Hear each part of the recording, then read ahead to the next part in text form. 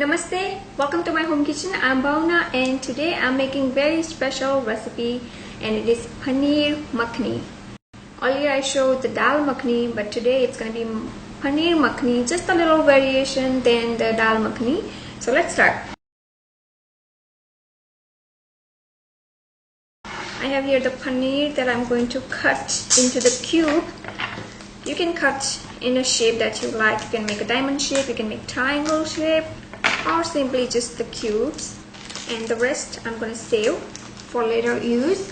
And this paneer makhani is a very quick, easy recipe, so whenever my kids feel like eating something with the paneer, I always make this because it's very quick. You can make in no time.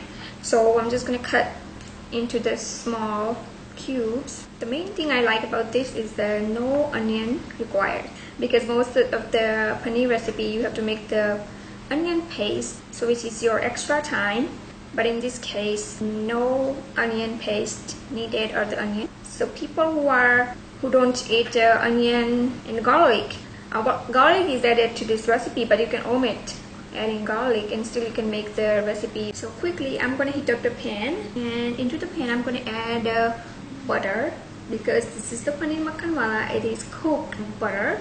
You can also use the ghee clarified butter, or if you're looking for the low fat recipe you can cook it in oil. But as I said, paneer makhan, so we have to cook this in the butter, and I really love the recipes that is cooked with the butter.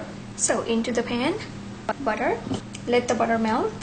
The first thing I'm going to add is the I have this cumin here. It's not a powder, it's a little bit of a fine texture than the powder form. So the butter is melted and I'm going to add the cumin, and from my 3G box, the ginger and the garlic, ginger paste and a garlic paste. Give it a quick stir, and now I'm going to add this turmeric powder. Alrighty, and now I'm going to add, I have here this tomato puree, and give it a stir. And now we're going to let this tomato puree cook on a medium temperature. You can make your own tomato puree, or you can buy the ready one if you want to save some time. So that's tomato puree cooking here, and I'm also going to add the salt. Add according to your taste. I just added a little bit of salt because I already have the salt in the ginger and garlic paste. So let this cook now. I'm going to add a little bit of water. I have taken the water in the same bowl that I had a puree, so that I can take all the puree. So just a little bit of water, not too much. And we're going to let this cook. To cook it faster, cover it and let it cook. So let's check. Tomato puree looks good and looks like it's done. So you just want to cook maybe a couple of minutes, depend, like because I have the very small amount today, it just cooks faster. And now to this tomato puree I'm going to add some more spices. Here I have this garam masala and the red chili powder that goes in. Give it a quick stir again. And here I have this kasuri methi, the fenugreek leaves. And also at this point I'm going to add our paneer, and as you can see that I have just the cubes, the simple cubes that goes in. And now if you think that you need more water, you can add more water and let it cook. Okay, so I think I'm gonna add water. That should be. Cover it and cook so that the paneer absorb all the flavors.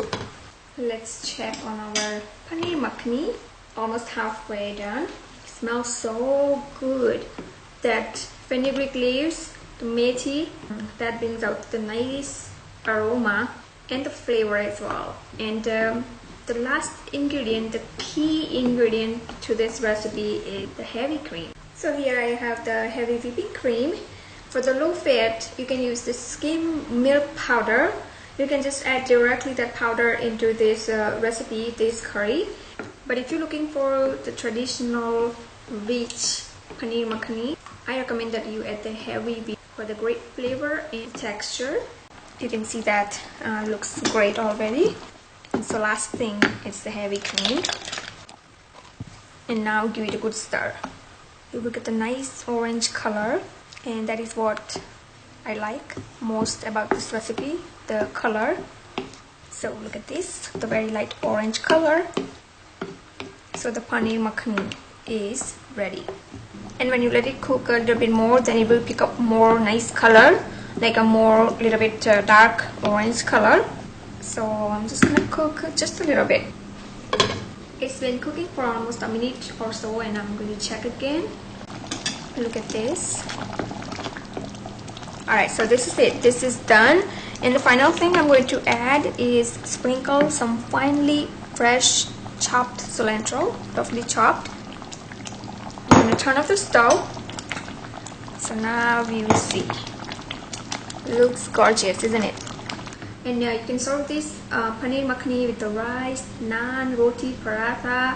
It tastes heavenly delicious. So this was all about the paneer makhani, the quick, easy recipe. Thank you for watching, and see you real soon with the next great recipe.